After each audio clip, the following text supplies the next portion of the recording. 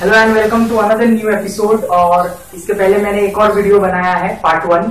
तो आज मैं पार्ट 2 स्टार्ट करने वाला हूं। अगर आपने पार्ट 1 वीडियो नहीं देखा है तो मैंने डिस्क्रिप्शन में पार्ट 1 का लिंक दिया है, पहले वो वीडियो कंटिन्यू करो। Basic concept of final account चल रहा है। पार्ट 1 में मैंने बताया कि कौन से अकाउंट बनते हैं। पार्ट 2 स्टार्ट कर रहा हूं जिसमें हम सीखेंगे ट्रेडिंग अकाउंट कैसे बनाते हैं, how to prepare trading account. सबसे पहले मैं आपको बताता हूँ ट्रेडिंग अकाउंट दिखता कैसा है। ये पूरा एक ही पेज में कवर करना रहता है आपको। पर्टिकुलर अमाउंट मतलब 2 बार पर्टिकुलर आता है, 2 बार अमाउंट आता है। अब 2 बार क्यों आता है? ये वाला जो आपका पर्टिकुलर अमाउंट का साइड है, this side is known as debit side. ये साइड होता है हमारा डेबिट साइड। ये साइड का जो पर्टिकुलर अमाउंट है उसको हम क्रेडिट साइड बोलते हैं। तो डेबिट क्रेडिट मेंशन करने के लिए it's very important to write DR। जब आप ऐसा बनाओगे आपके पेज में, ये एक ही पेज में आएगा, पतला पतला आपको बनाना है, इसको एक ही पेज में फिट करना है। तो यहाँ पे ऊपर आपको कॉर्नर में DR मेंशन करना है। DR का मतलब होता है डेबिट रिकॉर्ड्स, और CR का मतलब होता है क्रेडिट रिकॉर्ड्स। अब ये डेबिट और क्रेडिट क्या होता है, तो उसके लिए हमें सबसे पहले जानना पड़ेगा कि ट्रेडिंग अकाउंट क्या है। ट्रेडिंग अकाउंट एक अकाउंट है जिसको नॉमिनल अकाउंट कैटेगरी में रखा जाता है। अगर आप गोल्डन रूल याद करोगे जो आपको 11th स्टैंडर्ड में सिखाया गया है, नॉमिनल अकाउंट बोलता है कि डेबिट ऑल एक्सपेंसेस, मतलब डेबिट साइड में हम सारे एक्सपेंसेस को रिकॉर्ड करेंगे। और नॉमिनल अकाउंट का दूसरा रूल ये बोलता है कि credit all income and gain. तो क्रेडिट साइड में आपका जितना भी इनकम आएगा और जितना भी फायदा होएगा वो हम कहां पे रिकॉर्ड करने वाले हैं? क्रेडिट साइड में। तो एकदम सिंपल आप दिमाग में बिठा लो, डेबिट साइड मतलब आपके पैसे जा रहे हैं, लॉस हो रहा है, एक्सपेंस हो रहा है, तो वो कहां पे आएगा? डेबिट साइड में। और फिर क्रेडिट साइड में आएगा जब आपके पास पैसे आ रहे हैं, कहीं से आप पैसे कमा रहे हो, आपको इनकम हो रहा है, आपको गेन हो रहा है, तो क्रेडिट साइड में पैसे आ रहे हैं, डेबिट साइड में पैसे जा रहे हैं। अब मैंने आपको एक छोटा सा टिप्स दिया है। अब टिप्स में मैंने ये लिखा है income and expense related to factory.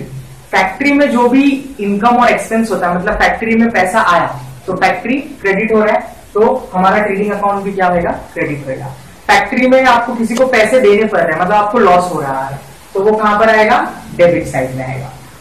एक और चीज इंपॉर्टेंट यहाँ पे है, debit side we have to write to. Debit side में जब आप कोई भी अकाउंट मेंशन करोगे तो स्टार्टिंग में आपको क्या मेंशन करना है? टू। जब कभी भी आप लिखोगे तो it's very compulsory and important to write to. जब आप क्रेडिट साइड में लिखोगे तो आपको मेंशन करना है by. Credit side we have to write bye.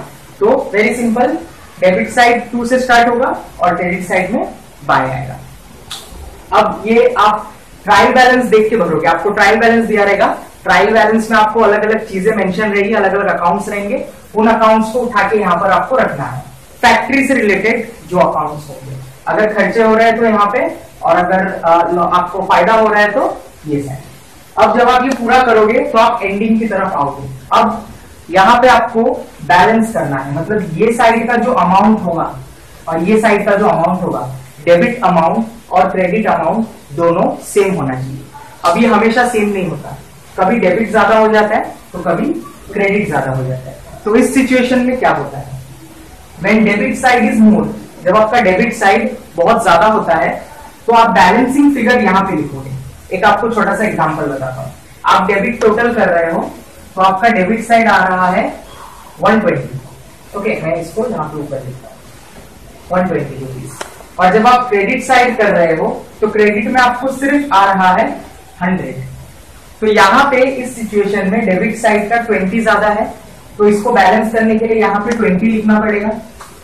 Yes, तो जब ऐसा कंडीशन आता है when debit side is more we balance the figure in credit side, और वहां पे हम लिखते हैं लॉस, ग्रॉस लॉस। मतलब क्या हो गया है? हमें लॉस हो गया है। जब डेबिट साइड ज्यादा होता है, क्रेडिट साइड कम होता है, और क्रेडिट साइड में बैलेंसिंग फिगर लिखते हैं, इसको हम बैलेंसिंग फिगर बोलते हैं। जब हम ऐसा करेंगे तो दोनों साइड इक्वल हो जाएगा, यहाँ पे भी 120 आ जाएगा, यहाँ पे भी 120 आ जाएगा। ये करना बहुत इंपॉर्टेंट है। तो यहाँ पे अगर आप बैलेंसिंग फिगर लिख रहे हो, मतलब आपका डेबिट साइड ज्यादा है, तो आपको क्या हो गया है? लॉस हो गया। अब इसका उल्टा देखते हैं।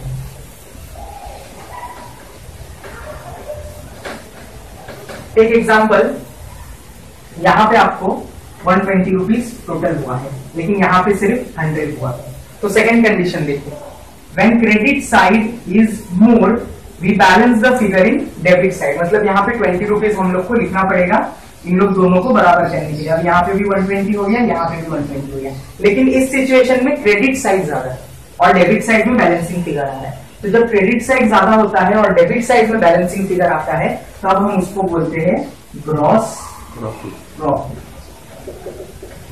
We say gross profit.